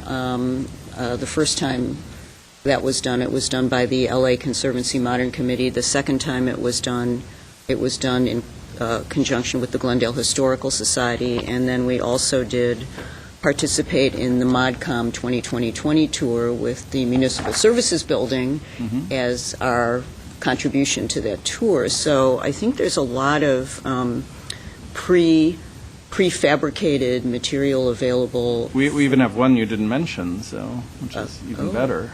Oh. Which, okay. The problem with these is we have them in Xeroxes of old typewritten, so someone, and I can't commit staff at this point, honestly. But we could talk about it, but if someone is interested in volunteering graphics, and a lot of it would be because I don't think we have any electronic version of what we have. Well, we do have some of the Civic Center from the rehash of the Your Government in Glendale tour, and then there's this really interesting one that goes back to, the Urban Hikeway tour that the city of Glendale put together so long ago. It's almost, it's very out of date in terms of the information in it, but as a template, it outlines, this is, I think, from the 90s. It's really old, but it outlines, and maybe it doesn't even exist anymore, but I've never seen this. I had it in a crusty old file somewhere, and it outlines 3 different routes to go on, and I think it was one of those brochures that was probably done in the thousands and, distributed, and then who knows what happened to it. But I think it could be used as a template, maybe. In general, putting on a good tour requires a lot of lead time. We want to Yeah. have knowledgeable docents. We want to have Right. good-looking materials that people might even tuck Good-looking away in a docents. crusty old file and look at every now and again.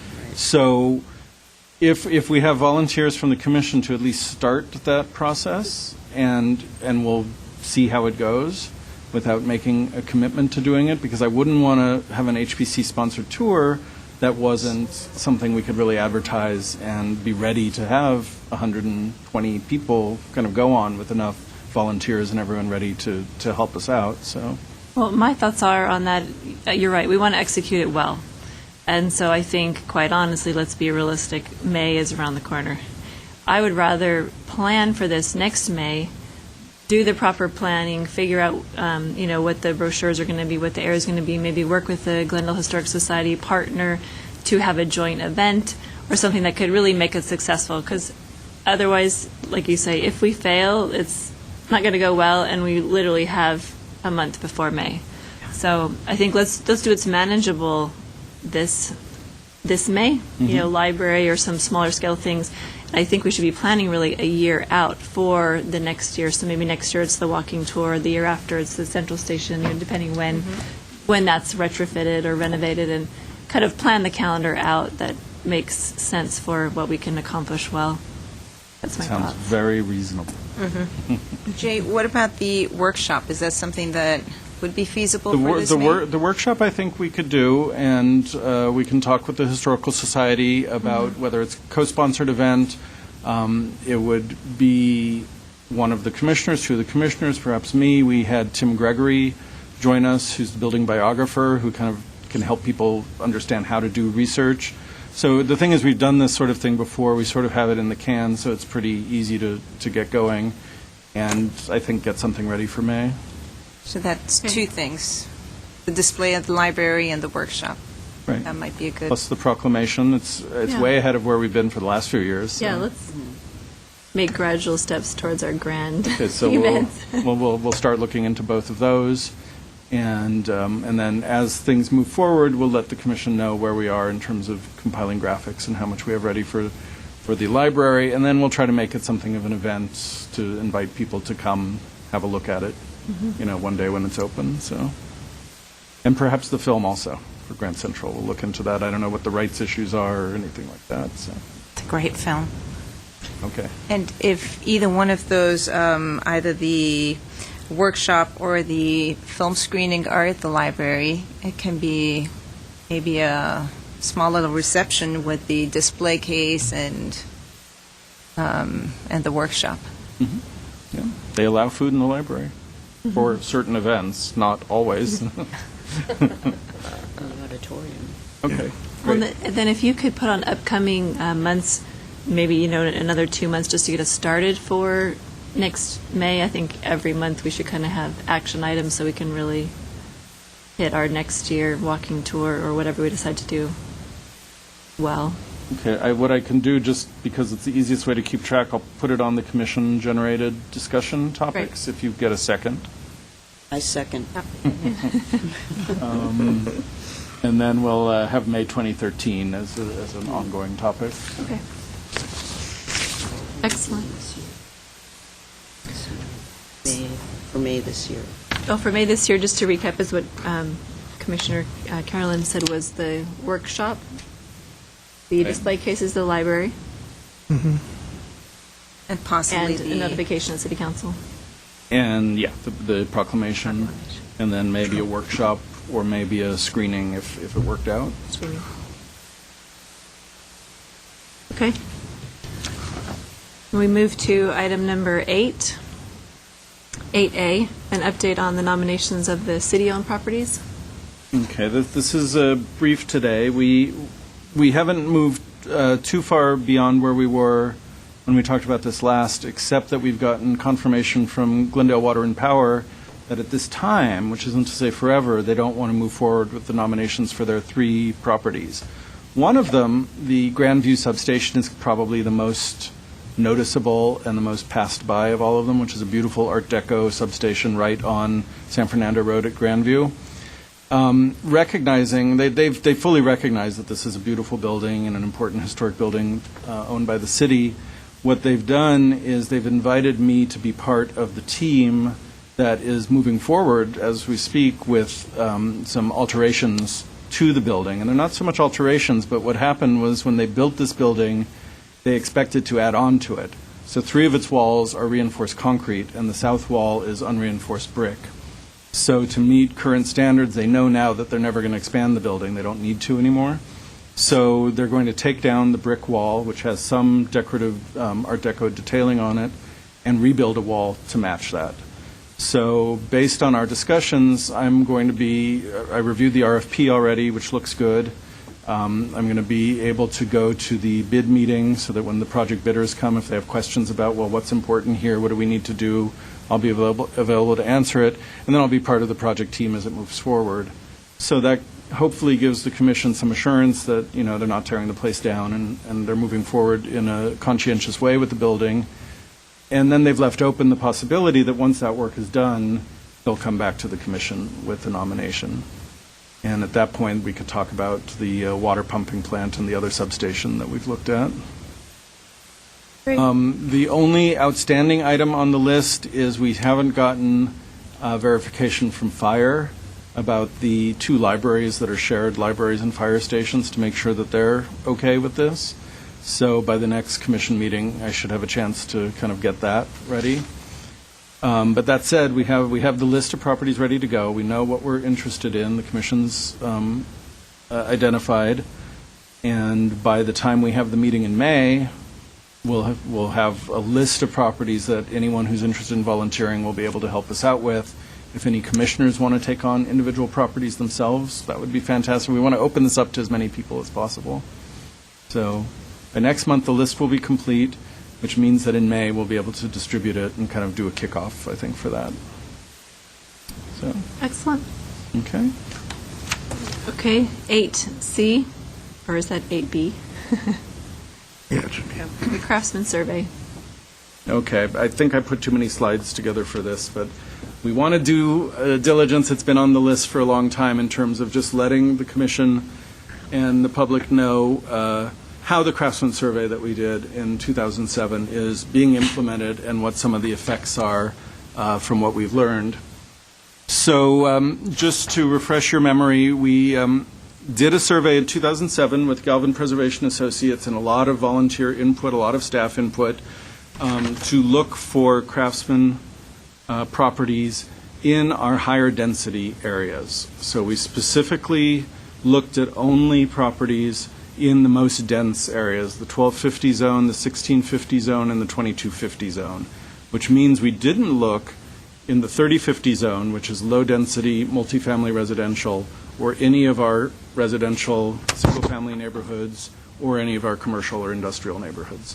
So we knew going into the survey that it was a kind of a limited scope, and the idea was to look at properties in the areas where development was most likely. There was more pressure on these high-density neighborhoods to get rid of the little craftsman and build a large apartment building than in the other parts of the city. So here's an example of the map that was charted out and what we found. Each of these little dots represents a parcel with a craftsman building on it.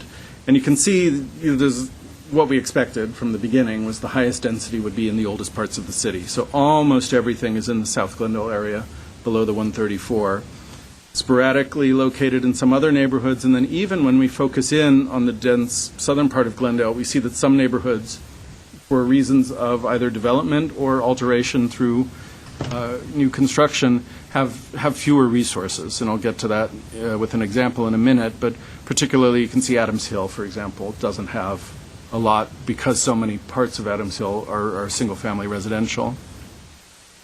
The results of the survey gave us a bunch of numbers. First, we looked at a variety of the different types of craftsmen. And these are kind of subtypes. They're all craftsman architecture. An airplane craftsman is the kind that has a little pop-up second story, whereas most craftsmen are one story. These have a little 1 or 2 room pop-up on the roof. And they were given the name airplane because, I don't know, sometimes they look like they have wings. This part isn't as important except to identify, the rarity. We don't have a lot of crafts or a lot of the airplanes. We don't have a lot of the transitional which represent the buildings when the Victorian era was kind of morphing into the Craftsman era. So these are of some use. What we really look to, though, are these status codes, and this tells the big story of what happened in Glendale. I'll explain the meaning of these in a minute, but let's just so you know, the Commission knows that the 5 codes mean locally eligible. 6 codes mean not locally eligible, but the 6L means, as we learned today, eligible for special consideration and planning, and 6Z means the property's been so altered it's completely lost its architectural character. So these numbers speak for themselves and indicate why the public in Glendale was so concerned about the fate of Craftsman, because they'd seen so many of them get stuccoed over, have windows replaced, have major alterations. So we identified 62 properties that are either individually eligible, or some of these 5B ones and the 5D. We found one small Craftsman district that I'll show you, and then 54 single properties that are eligible for listing. But it's not as bad as that sounds, because we do put 6L properties through design review, and we don't let people stucco over a 6L that has intact wood siding. We don't let people make a lot of other changes, but we do make them make some changes. Here are just a few examples. These are individually eligible properties identified in the survey. Very different types, but all recognizable as Craftsman. This is an example of a 6Z, even though it does still have some features that tell us it's a Craftsman, and walking down the street you're going to know this used to be maybe a very nice Craftsman. The stucco and some of the other window replacements like you see over here take away too much character. The 6L is kind of, sometimes I say it's the gray area category. They're often very lovely, very intact properties, but they don't have the extra kind of architectural character that makes them rise to the level of being individually eligible for designation. That said, we certainly don't want all of these to be stuccoed over. I think that was really one of the big goals of the people involved in the Craftsman survey, was to look at this type of property. This is the Riverdale Historic District that was identified at the corner of Columbus and Riverdale. Only 9 properties, and this was the most intact Craftsman district found in the city in the areas that were surveyed. We know that there are some neighborhoods that have a lot of good Craftsman, like Verdugo Viejo area, but we don't have a lot of groupings like this. The 2 ways that we approach when someone comes to us and says, I want to do something to this Craftsman house, the ways that staff use the Craftsman survey depend on whether it's a design review application or a demolition review application. A design review application means that the property is either going to go to the design review board or possibly get a staff level design review exemption, but it doesn't mean they're planning to tear it down. So they're making some sort of alteration or addition to the property. Demolition review is when an owner comes to us and says, I want to demolish this to build a parking lot, or I don't know what I'm going to do, but it's falling apart and I can't afford to maintain it. Even in some cases, neighborhood services might say this is, there are so many violations, this place is in horrible disrepair, and the owner will say, okay, we're going to file a demolition request. So I'll go through both. Actually, I wanted to show you these pictures because they show 2 of the possible outcomes. The upper house, both of these are in the Riverdale Historic District, right next to each other, so I thought they were a good example. The upper house came to us with the proposal to completely reskin the entire exterior of the house. We said this is an 1898 transitional Craftsman. It's a very unique property, and it was very intact.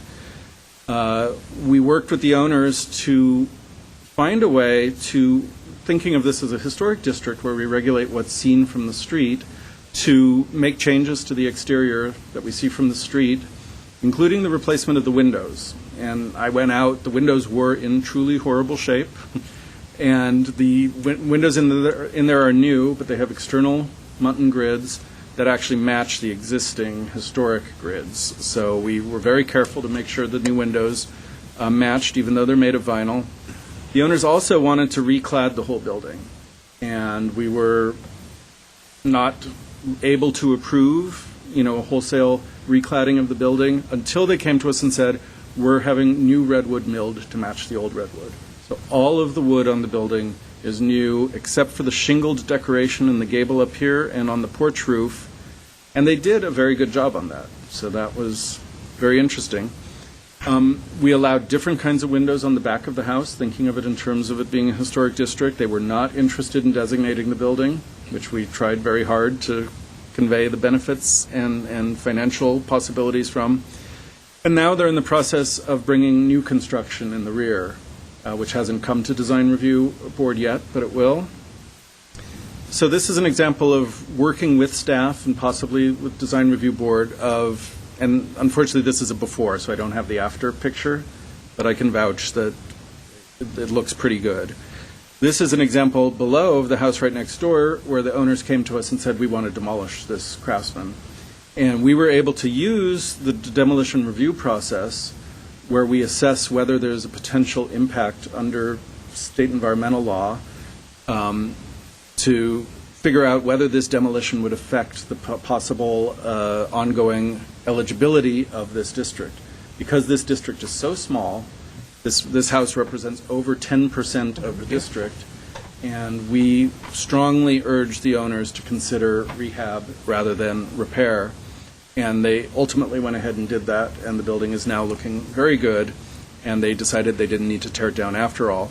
I should mention that when we do staff review for design review, we also do CEQA level review. So every staff person who takes in an application for a building that's over 30 years old that's going to design review comes to me at some point during the process and says, is this a potential historic resource under CEQA? So I do a staff level evaluation where I look to see if it's been surveyed, is it on any of our lists from previous years, or if we've never identified it before, does it look like a candidate for potential designation? This house, even if it hadn't been surveyed, is so obviously a rare example of this type that something like this wouldn't pass through that filter. We would definitely catch it. In terms of demolition review, Commissioner Vidor, who asked for this discussion, had asked, when we do demo review, how many properties have we lost since the survey? We've lost 8 Craftsman properties that went through the demolition review process, which is a situation where an application is filed, even if we think at staff level that there's no CEQA impact and that it's okay to demolish this Craftsman. The site is posted by the city clerk. There's a 15-day waiting period, and we wait to hear if we hear any appeals from the public.